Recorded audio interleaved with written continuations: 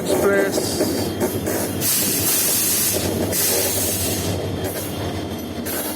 Three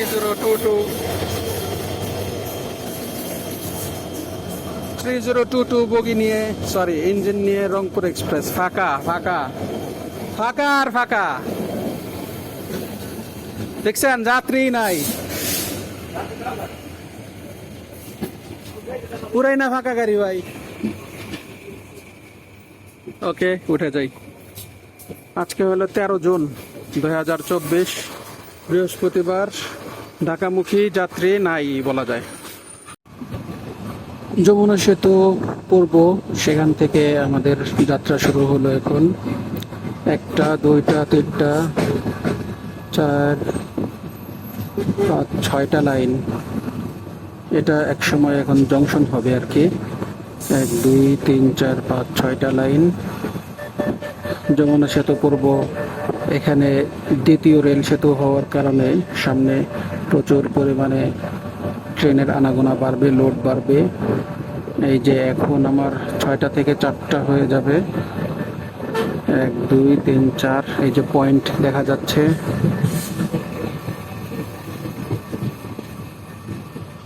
আমরা এখন আছি রংপুর এক্সপ্রেস 3022 পাওয়ার কার নিয়ে। এই যে পয়েন্ট, ওই যে ক্রেন দেখা যাচ্ছে। যমুনা সেতু এবং রেল সংলগ্ন কাজের জন্য 1 2 3 4 5, এখনো 5টা লাইন। এই যে এখানে এখন একটা কানেক্ট হয়ে গেল, ওই যে ওইখানে আর একটা কানেক্ট হচ্ছে। সো এখন 4টা হয়ে গেছে। এই যে আর একটা পয়েন্ট, প্রচুর পয়েন্ট আছে। এই পয়েন্টটাও যখন অ্যাটাচ হয়ে যাবে তখন কয়টা হয় দেখি। এখন 4টা হয়ে গেছে। যে হাজী শমশের আলী কারিগরি স্কুল ও বিএম কলেজ, ওই যে দেখা যাচ্ছে দূরে। আরও পয়েন্ট, এখানে শুধু পয়েন্ট আর পয়েন্ট। আসলে যমুনা সেতু পূর্ব বিশাল কর্মযজ্ঞ। এখানে এই যে এন্ডিং, এখন শুধু 2টা।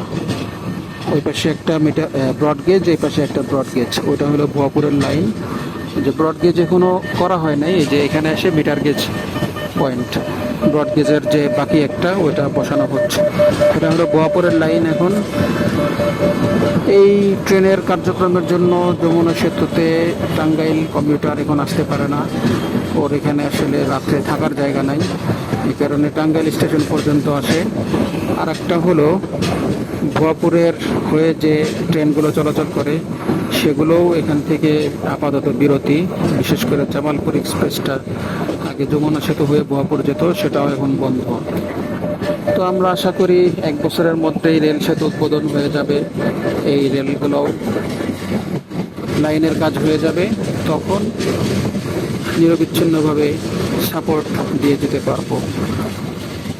ওই যে কার্ভটা দেখা যাচ্ছে, কার্ভটা হলো ভুয়াপুরের লাইন। এই লাইনটাই মিটার গেজ থেকে ডুয়েল গেজ হয়ে যাবে।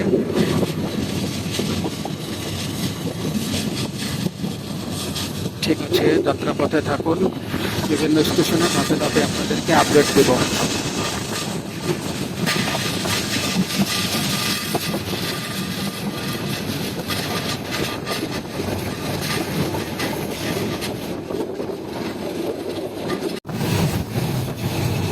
ট্রেনে এই মুহূর্তে খুব বেশি যাত্রী নেই।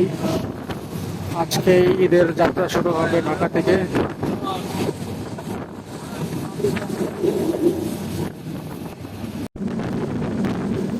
ঢাকাগামী রাস্তার এই অবস্থা, মাঝে মধ্যে চাপ।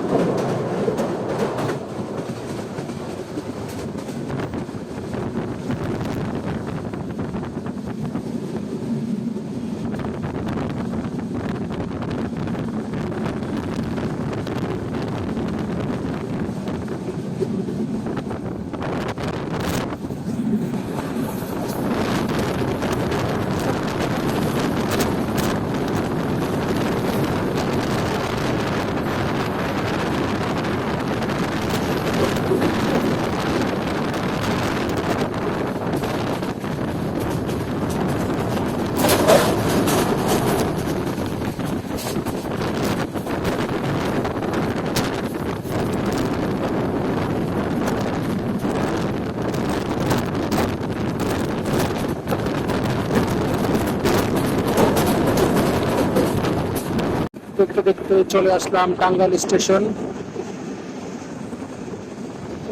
টাঙ্গাইলে থামলো না, একত্র করলো,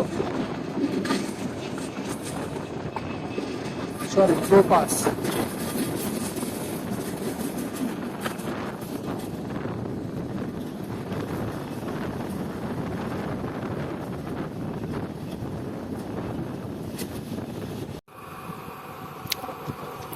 কোনো একটা কারণে ট্রেন খুবই স্লো যাচ্ছে, পায়ে হাঁটার মতো গতিতে।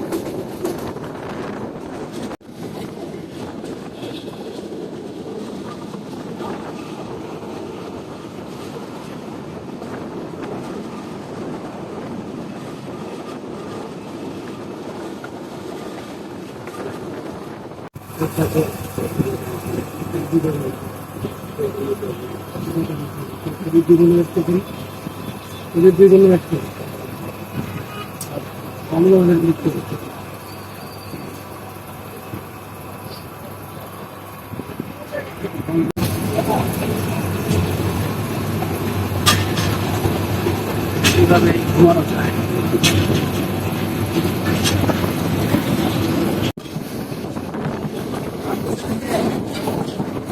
দেখতে দেখতে চলে আসলাম এয়ারপোর্টে।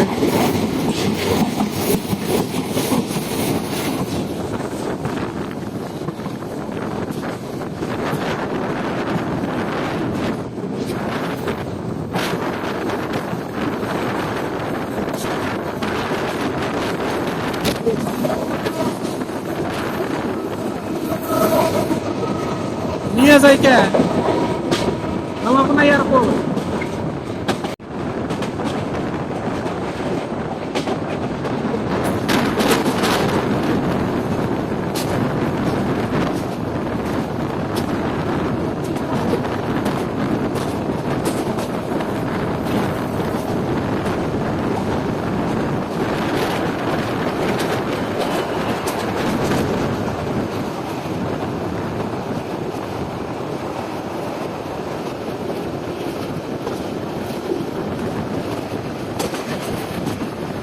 আমরা যারা বিপদে পড়ছিলাম তারা এয়ারপোর্টের তো আর থামলো না আজকে। রংপুর এক্সপ্রেস পরে খিলক্ষেত পার হওয়ার পরে অল্প একটু সময়ের জন্য 1-1.5 মিনিটের জন্য থামছে। সেখানে আমরা টাস করে নেমে পড়ছি। টাস করে নেমে এই যে কুড়িল বিশ্ব রোডের যে হাঁটার রাস্তা, এখন আমরা এদিক দিয়ে এটা পার হব। পার হয়ে যে যার যার বাসার দিকে চলে যাব। এই ছিল একটা স্মরণীয় রংপুর এক্সপ্রেসের যাত্রা। কিছু করার নেই ভাই, এখন যেহেতু আজকে ঈদের সিজন চলে আসছে, সেক্ষেত্রে আমাদেরকে এভাবেই নামতে হলো। একবার তো ভাবছিলাম কমলাপুর নিয়ে যাবে, সেটা নিয়ে গেলে তো মহাবিপদ ছিল। মহাবিপদ আর কি, সেখানে যাব, যাওয়ার পর আবার রিটার্ন আসবো এই ট্রেনেই বা অন্য কোনো ট্রেনে, তারপরে বাসায় যাব, তারপরে অফিসে যাব। এখন 9:15 বাজে, আশা করি এখন আর সমস্যা হবে না। বাসায় গিয়ে একটু তাড়াহুড়া করে হলেও অফিসটা টাইমলি ধরতে পারবো ইনশাল্লাহ। তো সবাইকে অনেক ধন্যবাদ এতক্ষণ এই ভিডিওটি দেখার জন্য।